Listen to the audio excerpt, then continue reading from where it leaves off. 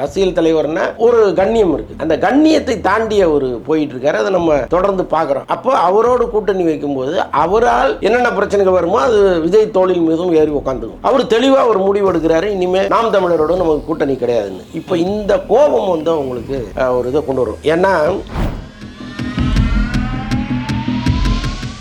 இப்போ விஜய் மீது இந்த பயத்தினால தான் சீமான் வந்து இந்த மாதிரி பேசிட்டு இருக்காரு, வைத்தியர்ச்சனால தான் இந்த மாதிரி பேசுறாரு, இப்படின்ற மாதிரி செய்திகள்லாம் வருது சார். இப்போ கொள்கை ரீதியாக வந்து பேசலாம், இப்போ தனிப்பட்ட விஷயத்தை எதுக்கு இவர் பேசணும்? பிரசாந்த் கிஷோரை வச்சுக்கிட்டா என்ன, இல்லை அமெரிக்காவிலேருந்து ஒரு ஆளை கொண்டு வந்து வச்சுக்கிட்டா உங்களுக்கு என்ன? அவங்க ஜெயிக்கணும்னு நினைக்கிறாங்க, அதுக்கு சில வியூகங்களை வகுக்கிறாங்க. உங்களால் முடிஞ்சா வகுத்துங்க, இல்லைன்னா சும்மா இருங்க. அதை வந்து பணக்கொடுப்புன்னு சொல்றதை எப்படி அவங்க ஏற்றுப்பாங்க? விஜய்க்கு வந்து இந்த ஒய்பிரிவு பாதுகாப்பு வந்து கொடுத்துருந்தாங்க சார். விஜய் வந்து கண்காணிக்கிறதுக்காக தான் அந்த பாதுகாப்பு கொடுக்கப்பட்டதுன்னு சொல்றாங்க சார். கிட்டத்தட்ட சர்வேலாம் வந்து 20% ஓட்டு வந்து விஜய் வாங்குவார் அப்படின்னு சொல்றாங்க. இது கண்காணிப்பதற்கான இன்னொரு வேலை தான். இவரை சுத்தி ஒரு 8 பேர் நின்றுட்டே இருப்பாங்க. இவர் காலையில தூங்கி எந்திரிக்கிறதுல இருந்து படுக்க போற வரைக்கும் இந்த 8 பேர் நின்றுட்டே இருப்பாங்க. அப்போ நீங்க எங்க போவீங்க, யாரை பார்ப்பீங்க, என்ன பேசு? இது ஒரு சிக்கல் இருக்கு.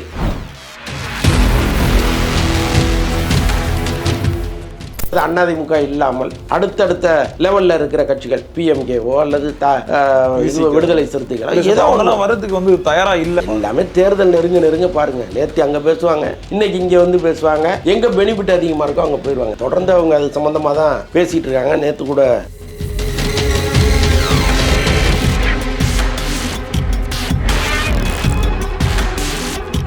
இப்போ விஜய் சார் அவரோட கொள்கை எதிரி வந்து பாஜகன்னு சொல்லிட்டாரு, அரசியல் எதிரி வந்து திமுகன்னு சொல்லிட்டாரு. எங்கேயுமே வந்து நாம் தமிழர் கட்சியை வந்து எதிரியாக சொன்னதில்லை, சீமான் அண்ணா குறித்து எந்த ஒரு விமர்சனமும் பண்ணதில்லை. ஆனால் இப்போ தொடர்ந்து சீமான் வந்து விஜய் மீது வந்து இந்த விமர்சனங்கள் வந்து வச்சுட்டே வர்றாரு.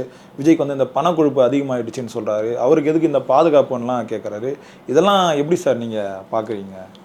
இல்லை, அவர் வந்து இனிமேல் எதிர்காலத்தில் கூட நம்மோட விஜய் கூட்டணி வைக்க மாட்டாருங்கிறது தெளிவாக புரிஞ்சுக்கிட்டாரு.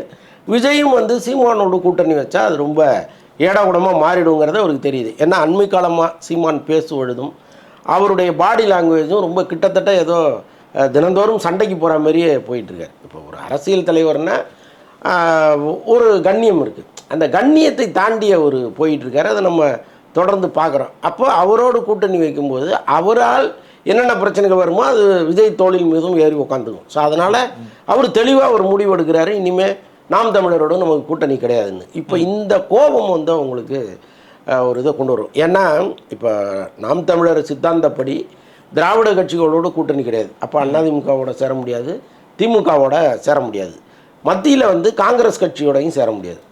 நீங்கள் அந்த டெல்லி அரசியல் எடுத்துக்கிட்டிங்கன்னா காங்கிரஸ் தான் இவருடைய எதிரி. ஸோ அதனால் காங்கிரஸோடையும் சேர முடியாது. பிஜேபியோட சேர்ந்தால் தமிழ்நாட்டில் யாரும் மதிக்க மாட்டாங்க. ஸோ இப்படிப்பட்ட ஒரு சூழலில் அவர் கூட்டணி சேருவதற்கு தகுதியாக டிக் அடிக்கிற ஒரே கட்சி வந்து தாவேகா தான் இன்னைக்கு இருக்கிற பெரிய கட்சியில். அப்போ அவர் அதை நோக்கி சரி ரைட்டு இது நடக்கும்னு நினச்சிக்கிட்டு இருக்கும்போது அது நடக்காதுங்கிற ஒரு செய்தி அவருக்கு வருது. அப்போ அவர் என்ன பண்ணுவார், யாரை உறுதியாக எதிர்க்கணுமோ அவங்களை விட அதிகமாக விஜய் எதிர்க்கணுங்கிற ஒரு முடிவுக்கு வர்றாரு. ஸோ அதனால தான் ஒரு கட்சி அது 1000 முடிவுகள் எடுக்கும்.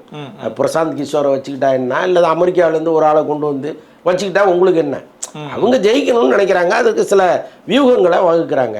உங்களால் முடிஞ்சால் வகுத்துங்க, இல்லைன்னா சும்மா இருங்க. அதை வந்து பணக்கொடுப்புன்னு சொல்கிறத எப்படி அவங்க ஏற்றுப்பாங்க? ஸோ அதனால் அவர் வந்து கொஞ்சம் தன்னுடைய தம்பின்னு ஒரு காலத்தில் நினச்சி அவர் அன்பு செலுத்தினது வேற. ஆனால் இன்னைக்கு அதே தம்பியை அவர் வேற மாதிரி பார்க்குறாரு. ஆனால் தாவேகாவை பொறுத்தளவுக்கோ விஜயை பொறுத்தளவுக்கோ பெருசாக நம்ம ரியாக்ட் பண்ணக்கூடாதுன்னு நினச்சிக்கிட்டு அமைதியாக விட்டுறாங்க. பட் இருந்தாலும் அவருக்கு கீழே இருக்கிற அடுத்தடுத்த பொறுப்பாளர்கள் சில பேர் என்ன பண்ணுறாங்க, எங்களை வந்து பணக்கொழுப்புனா இப்போ நீங்கள் பண்ணுறது திரள் நிதி என்ன கணக்கு அப்படின்னு கேட்குறாங்க. இப்போ ஆட்டோமேட்டிக்காக சண்டை வருது. இங்கே சாட்டை துரைமுருகன் வந்து பயங்கரமாக கிழிச்சு தொங்க விடுறாரு விஜயை. இந்த ஒரு விரல் புரட்சியே வந்து வேற விதமாக ஒரு புரட்சியாக சொல்கிறாங்க. ஏதாவது சொல்லிட்டு போட்டேன். ஆனால் அரசியலில் ஒரு நாகரிகம் வேணுங்க. நாகரிகமற்ற அரசியல் எந்த காலத்திலையும் வந்து மக்கள் பார்த்துட்டே இருக்காங்க. நீங்கள் ஒரு தெருமுனை பேச்சாளருக்கும் தலைவருக்கும் நிறைய வித்தியாசம் இருக்குது. தலைவருங்கிறவர் அவருடைய கண்ணியத்தை எந்த நாளும் காப்பாற்றணும்.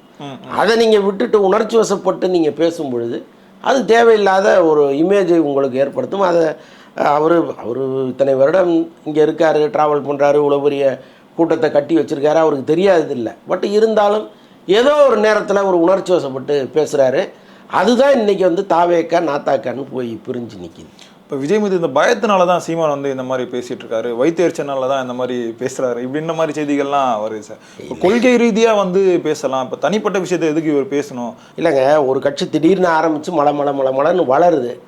அப்போ ஏற்கனவே நம்ம இத்தனை வருஷமா இங்கே இருக்கோம். இப்போ சரத்குமார் சொல்லுவார்ல, அரசியலில் நான் உன்னை விட சீனியர்லாம் சொல்லுவார். சீனியருங்கிறது நீங்கள் வந்ததை வச்சு கணக்கு கிடையாது, உங்கள் பின்னால் எவ்வளோ தொண்டர்கள் நிற்கிறாங்கங்கிறது தான் கணக்கு. இன்றைக்கி பார்த்தீங்கன்னா விஜய்க்குன்னு ஒரு பெரிய கூட்டம் வந்துருச்சு.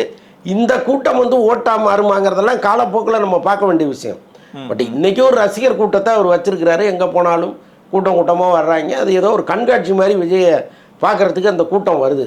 இதை அரசியல் படுத்தி ஓட்டா மாற்றுற திறமை வந்து விஜய்க்கு இருக்காங்கிறதெல்லாம் காலப்போக்கில் தான் தெரியும். அவர் சுற்றுப்பயணம் போகிறதோ, மாநாட்டில் பேசுகிறதோ, இங்கே ஒரு அரசுக்கு எதிராக வைக்கிற கொள்கைகள், அந்த ஆவேசங்கள், இதெல்லாம் வச்சு தான் நம்ம முடிவு பண்ண முடியும். பட் இந்த நேரத்தில் சீமான் கட்சியோட நாம் தமிழர் கட்சியோட தாவேக்காங்கிறது ஒரு 2 ஸ்டெப்பு மேலே தான் இருக்குது. ஸோ அந்த கோபம் நிச்சயமாக அவருக்கு இருக்கும்ல. விஜய்க்கு வந்து இந்த ஒய்பிரிவு பாதுகாப்பு வந்து கொடுத்துருந்தாங்க சார். விஜய் வந்து கண்காணிக்கிறதுக்காக தான் அந்த பாதுகாப்பு கொடுக்கப்பட்டதுன்னு சொல்கிறாங்களே சார். கிட்டத்தட்ட அந்த சர்வேலாம் வந்து 20% ஓட்டு வந்து விஜய் வாங்குவார் அப்படின்னு சொல்கிறாங்க.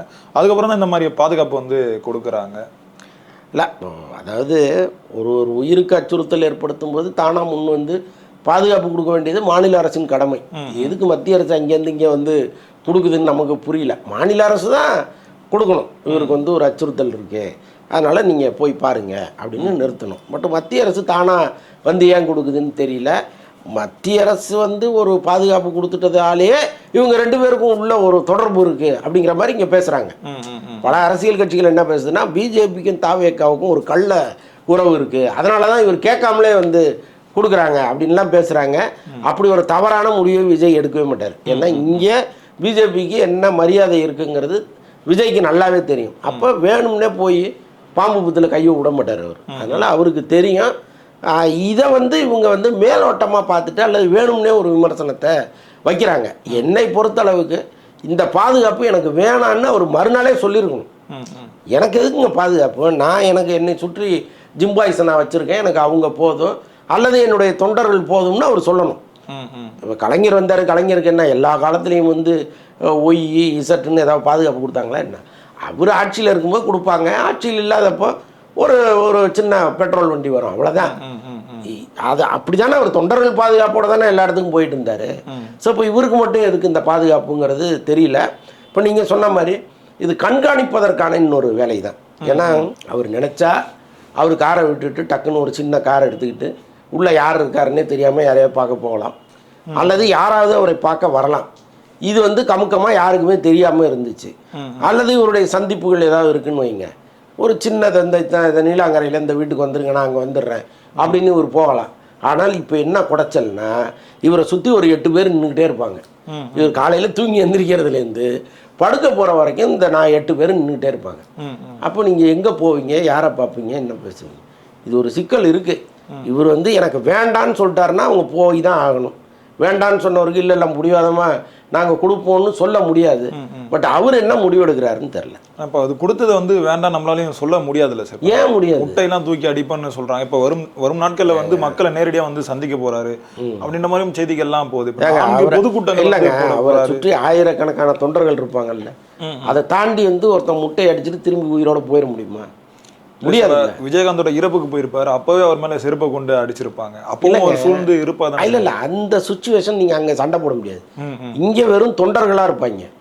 அப்ப நீங்க ஒருத்தர் மீது வீசும் பொழுது யாருங்கிறது கூடவா அவன் பார்க்க மாட்டான். ஸோ அதனால வந்து அன்னைக்கு அவர் வந்தது ஒரு இறப்புக்கு வரும் பொழுது அந்த ஜிம்பாய்ஸ் துணையோட வந்து அப்படி ஆர்ப்பாட்டமெல்லாம் வர முடியாது. நீங்க அங்க வந்து ஒரு அங்கே வர்றதுக்குன்னு சில இதெல்லாம் வழிமுறைகள் இருக்குது. ஸோ அப்படி தான் வர முடியும். அங்கே வந்து நீங்கள் ஆர்ப்பாட்டமாக ஒரு 10 ஜிம்பாய்ஸோடு தள்ளுன்னு விளக்கிட்டுலாம் வர முடியாது, புரியுதா? அதனால் அப்படி வந்துட்டார். பட் எல்லா இடங்களுக்கும் அப்படி அவர் போக வேண்டிய அவசியம் இல்லை. அப்படிலாம் ஒரு தலைவரை அடிச்சிட முடியாதுங்க. அது அப்போ யார் தான் அரசியல் பண்ண முடியும்? இங்கே கருத்துக்களுக்கு மரியாதை இருக்கா இல்லையா? எல்லாருமே கருத்து சொல்கிறாங்க. சில பேர் ஆவேசமாக சொல்கிறாங்க, சில பேர் அமைதியாக சொல்கிறாங்க. எல்லாரையுமே தான் அனுமதிச்சுட்டு தானே இருக்காங்க. நீங்கள் எல்லாரையும் நாங்கள் அடிப்போம்னா யாருமே இங்கே வெளியில் கிளம்ப முடியாது. சீமான் பேசாத பேச்சா விஜய் பேச போகிறாரு. அவர் அவ்வளோ பேசுகிறாரு, பாதுகாப்பாக போயிட்டு வரலையா? அவர் அந்த மாதிரி விஜய் போக மாட்டாரா என்ன? அதனால் அதெல்லாம் ஒன்றும் கிடையாது. இப்போ விஜய் வந்து ஜெயலலிதா பணியை வந்து கையில் எடுக்காரு. இப்போ தேர்தலுக்கு முன்னாடி 4 பொதுக்கூட்டங்கள் வந்து போட போகிறாரு பெருசாக அப்படின்ற மாதிரி சொல்கிறாங்களே சார், அது நடக்கிறதுக்கான வாய்ப்புகள் இருக்குது. அதே மாதிரி மக்களையும் நேரடியாக வந்து சந்திக்க போகிறாருன்னு சொல்கிறாங்க. நிறைய வாய்ப்புகள் இருக்குது. தொடர்ந்து அவங்க அது சம்மந்தமாக தான் பேசிகிட்டு இருக்காங்க. நேற்று கூட அந்த மீட்டிங்லாம் நடந்திருக்கு. பட் அதில் என்ன முடிவெடுக்க போகிறாங்கன்னு நமக்கு தெரியல. அந்த பொதுக்குழு செயல்கள் கூடி வந்து கூட்டணி குறித்து பேச்சுவார்த்தை நடக்குதுன்னு சொல்கிறாங்க சார். அதிமுக கூட வந்து தமிழக வெற்றி கழகம் வந்து கூட்டணி வைக்க போகிறாங்க, துணை முதலமைச்சர் பொறுப்பு வந்து விஜய்க்கு கொடுக்கப்படுறது அப்படின்ற மாதிரி செய்திகள் வருது சார். அது உண்மையாது? இல்லைங்க, அதாவது பேச்சுவார்த்தை நடக்குது. அவர் மாநாட்டிலே சொல்லிட்டாரு, கூட்டணி நிச்சயமாக கூட்டணி உண்டுன்னு பேசிட்டாரு. என் தலைமையிலான கூட்டணின்னு அவர் சொல்கிறாரு. இப்போ எடப்பாடி வந்து விஜய் தலைமையை வச்சுட்டு வர முடியுமா? இப்போ எடப்பாடி பேசும்போது சொல்லியிருந்தேன் சார், அதிமுக தலைமையில தான் கூட்டணி. இல்லை, அதுதானே நியாயம். ஒரு பெரிய கட்சி இத்தனை வருடம் தமிழகத்தை ஆண்ட கட்சிங்கும் பொழுது அதுதான் கூட்டணிக்கு தலைமையாக இருக்கணும். இப்போ பிஜேபி வந்து கூட்டணிக்கு தலைமையை நாங்கள் தான் ஏற்போம்னு சொல்லும்பொழுது அங்கே உறவுக்குள்ள ஒரு சிக்கல் வருது. எடப்பாடி என்ன சொல்கிறாரு, இல்லை அதிமுக தலைமையில் தான் கூட்டணி அப்படிங்கும் பொழுது, இல்லை பிஜேபி தலைமையில் தான் கூட்டணின்னு அண்ணாமலை சொல்லும்பொழுது தான் அங்கே அந்த கூட்டணியே உடையுது. அப்போ பிஜேபியவே பகைச்சிக்கிட்டு அவங்க வேணான்னு சொல்கிறாங்க. ஏன்னா பிஜேபியவேன்னா அது மத்தியில் ஆளுகிற ஒரு அரசாக இருக்குது. அதை தாண்டி பொருளாதார பின்புலம் ஒன்று கொடுப்பாங்க நிச்சயமாக தேர்தல் நேரத்தில். ஸோ இதெல்லாம் இருக்கும் பொழுது அதையே வேணான்னு அவர் ஒதுக்குறாரு. என்ன காரணம், நாங்கள் தான் தலைமையில் இருப்போன்ட்டு. அப்போ அவரை தலைமையாக ஏற்காமல் நான் தான் என் தலைமையில் தான் கூட்டணின்னு விஜய் சொன்னால் எப்படி அவர் வருவார்? ஸோ அதெல்லாம் இருக்குது. பட் இவங்க ஏதாவது ஒரு மாற்று ஏற்பாடு ஏதாவது வச்சிருக்கலாம். அல்லது அதிமுக இல்லாமல் அடுத்தடுத்த லெவலில் இருக்கிற கட்சிகள் பிஎம்கேவோ அல்லது விடுதலை சிறுத்தைகளோ ஏதோ வரதுக்கு வந்து தயாராக இல்லை. எல்லாமே தேர்தல் நெருங்க பாருங்கள். நேற்று அங்கே பேசுவாங்க, இன்னைக்கு இங்கே வந்து பேசுவாங்க. எங்கே பெனிஃபிட் அதிகமாக இருக்கோ அங்கே போயிடுவாங்க. இதெல்லாம் நம்ம பார்க்காத அரசியலை காலகாலமாக தானே பார்த்துட்டு இருக்கோம். பொறுத்திருந்தே பார்ப்போம் சார் என்ன நடக்குது. ரொம்பவே நன்றிகள் சார். நன்றி.